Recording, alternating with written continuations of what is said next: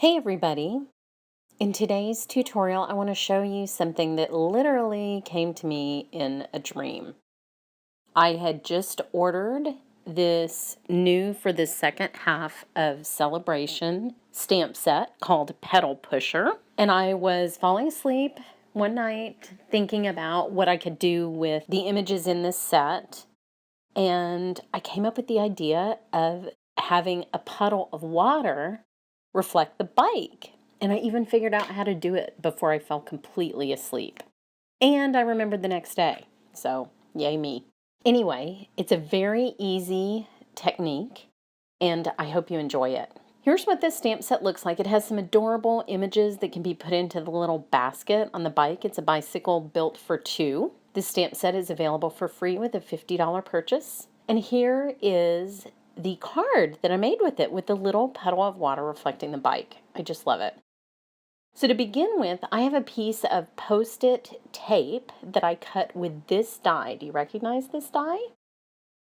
It is from the Festive Fireplace Bundle from the Holiday Catalog, and it was the perfect abstract shape for a puddle of water. And then I have some 2-inch wide Post-it labeling tape or masking tape, and I just cut the shape out of that, and that's going to be my puddle, sort of a mask just for sponging. I'm using Tempting Turquoise ink, and I'm just going to sponge that area to make it look like water. Just remember that this die has some pretty intricate little cuts on the bottom and the top of the shape. You can see these little points, top and bottom. And you want to make sure that you don't accidentally lift those while you're sponging. So kind of work from those into the puddle area. And just be careful not to lift them. You don't have to worry about getting the ink smooth in the puddle. I think that sort of an organic look is better.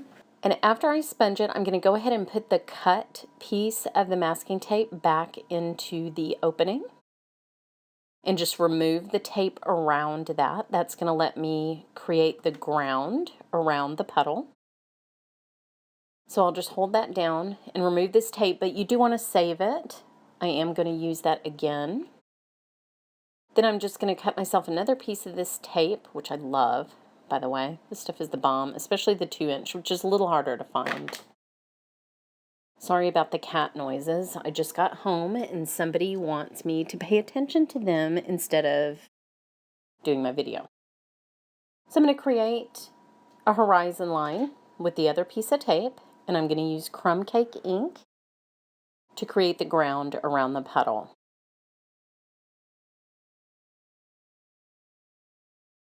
Now I like to dab it off on my mat a little bit. I think you've seen me do this before I sponge, just to give me a little bit less of that sponge texture. But again, this is the ground, and I do not want this to be smooth. If I wanted it to be smooth, I would probably use an ink blending tool, and I would be a little bit more careful about the ink application. I do not want this to be all even. It looks better if it's a little bit variegated. It makes it look just a touch more realistic.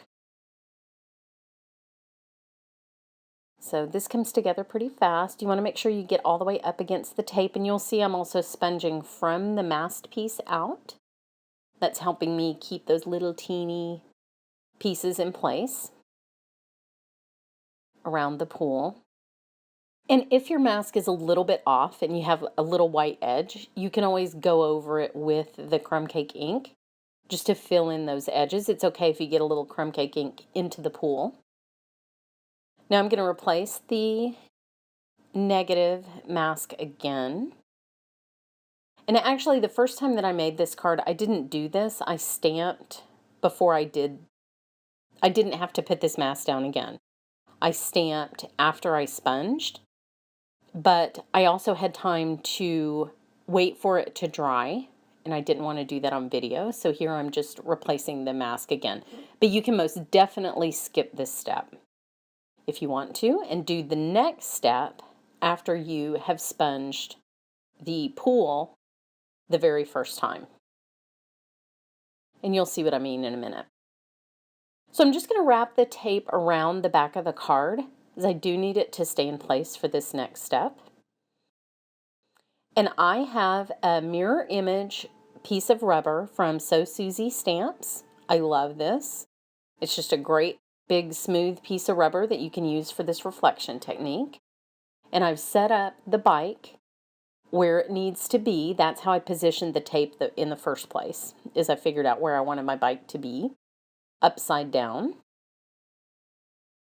And then I can just put the cardstock into the corner of the mini misti just to make sure, just check and make sure that I do have it in the right place before I use the mirror image stamp. So I'm going to remove the cardstock.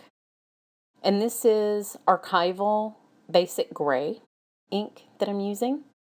And I'm going to go ahead and ink it up twice because I do want it to stay pretty wet in order to transfer my now reversed image, reversed courtesy of the mirror image stamp, onto my cardstock.